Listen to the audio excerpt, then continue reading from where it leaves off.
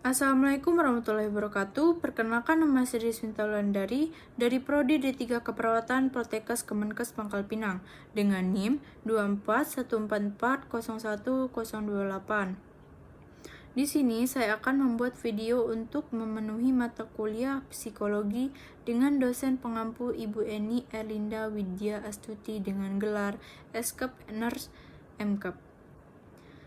Di sini saya akan membahas tentang bagaimana pusat kesadaran manusia secara fisik berhubungan dengan korteks prefrontal.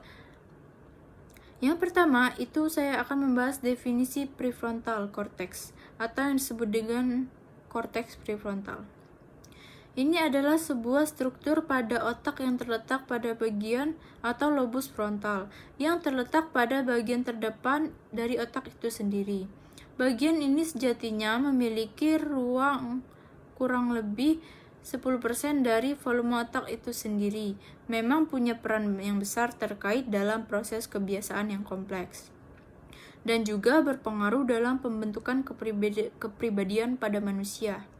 Bagian ini sejatinya berkembang pada masa pubertas dan mulai berkembang hingga hampir sempurna setelah berusia kurang lebih dari 25 tahun. Itulah sebabnya kenapa anak kecil dan remaja sendiri lebih rentan untuk terpengaruh oleh lingkungan ketimbang orang-orang dewasa, dikarenakan pusat untuk mengendalikan dan merencanakan kegiatan tersebut masih terbentuk secara matang. Diskusi tentang daerah korteks prefrontal ini mulai dibahas sejak tahun 1848. Saat itu seorang pekerja bernama Phineas Gage, waktu itu dia mengalami kecelakaan di mana sebuah batang besi jatuh dan menusuk di bagian yang awalnya dikenal sebagai lobus orbitofrontal. Phineas itu sendiri saat itu masih hidup. Namun, terjadi perubahan yang sangat drastis dari kepribadiannya.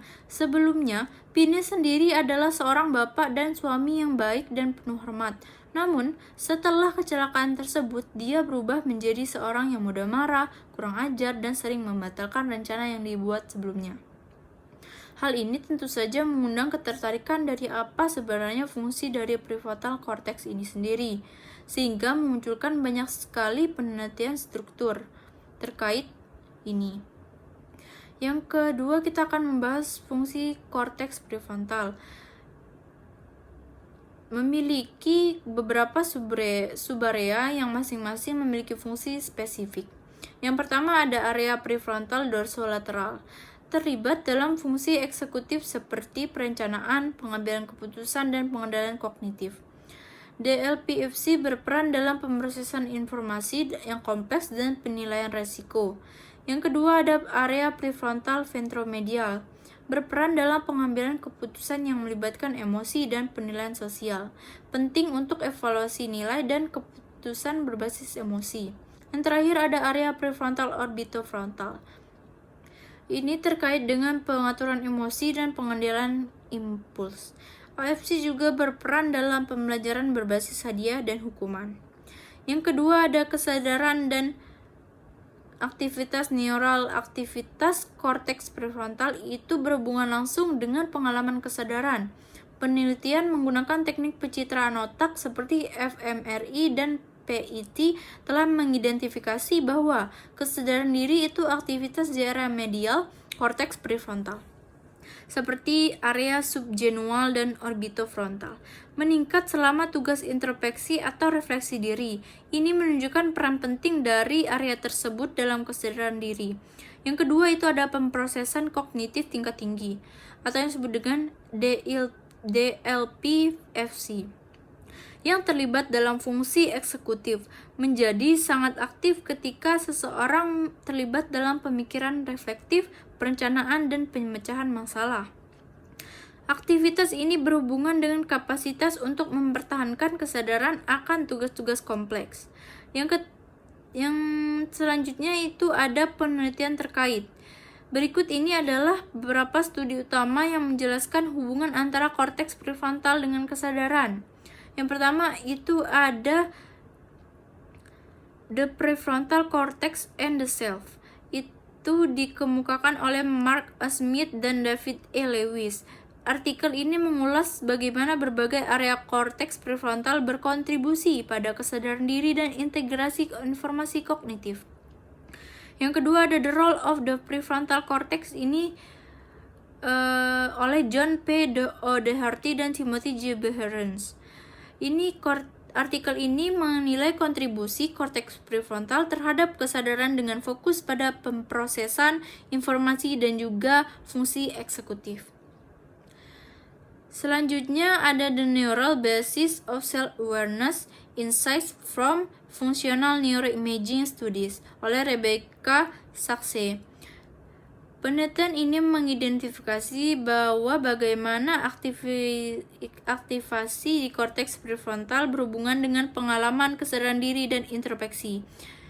Yang terakhir itu adalah Consciousness and Prefrontal Cortex, a Computational Perspective oleh Stanislas Dehaene dan Jean-Pierre Chengox. Artikel ini menguraikan model komputasional yang menjelaskan bagaimana aktivitas korteks prefrontal berkontribusi pada pengalaman kesadaran diri. Kemudian, kita akan membahas tentang temuan dari neuroimaging dan neuropsikologi. Yang pertama kita akan membahas neuroimaging dahulu ya. Yang pertama, studi fMRI telah menunjukkan bahwa berbagai area korteks prefrontal menunjukkan peningkatan aktivitas selama tugas-tugas yang melibatkan perhatian, refleksi, dan pengambilan keputusan. Misalnya studi oleh Dehaene et al. Menunjukkan bahwa kesadaran terjadi di jaringan otak yang melibatkan korteks prefrontal dalam pemrosesan informasi yang kompleks. Yang kedua akan membahas neuropsikologi. Kerusakan atau gangguan pada korteks prefrontal dapat menyebabkan defisit dalam kesadaran diri dan pengendalian perilaku. Pasien dengan kerusakan pada area ini sering mengalami kesulitan dalam perencanaan, pengambilan keputusan, dan kontrol impuls.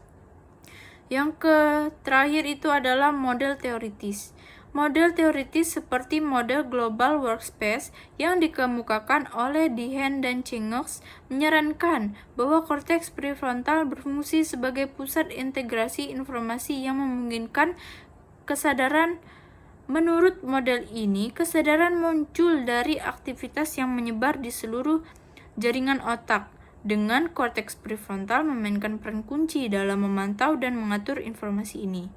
Penelitian ini menunjukkan bahwa korteks prefrontal adalah pusat penting untuk berbagai aspek kesadaran manusia, termasuk kesadaran diri, pemrosesan informasi tingkat tinggi, dan pengendalian kognitif.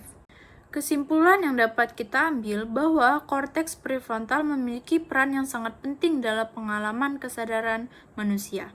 Terletak di bagian depan lobus frontal, korteks prefrontal terdiri dari beberapa area dengan fungsi khusus yang berkontribusi pada berbagai aspek kesadaran. Fungsi kognitif tingkat tinggi, korteks prefrontal, khususnya area dorsolateral, berperan dalam fungsi eksekutif seperti perencanaan, pengambilan keputusan, dan pengendalian kognitif, yang semuanya mempengaruhi kesadaran kognitif dan reflektif. Selanjutnya ada kesadaran diri dan emosi. Area medial dan orbitofrontal dari korteks prefrontal terlibat dalam kesadaran diri dan pengaturan emosi. Aktivitas di area ini meningkat selama introspeksi dan evaluasi diri. Penelitian dan temuan, studi fMRI dan PET dan menunjukkan bahwa aktivasi korteks prefrontal berhubungan dengan peningkatan kesadaran selama tugas-tugas yang memerlukan perhatian dan refleksi. Gangguan atau kerusakan pada area ini dapat menyebabkan defisit dalam kesadaran diri dan kontrol perilaku. Model teoritis. Model seperti model Global Workspace menjelaskan bahwa korteks prefrontal berfungsi sebagai pusat integrasi informasi yang berperan penting untuk kesadaran, memungkinkan pengolahan dan regulasi informasi yang diperlukan untuk pengalaman kesadaran kompleks. Secara keseluruhan, korteks prefrontal merupakan komponen kunci dalam jaringan otak yang mendasari kesadaran manusia, memainkan peran vital dalam pemrosesan informasi, pengendalian kognitif, dan refleksi diri. Sekian video yang dapat saya presentasikan. Semoga bermanfaat bagi kita semua. Sekian, wassalamualaikum warahmatullahi wabarakatuh.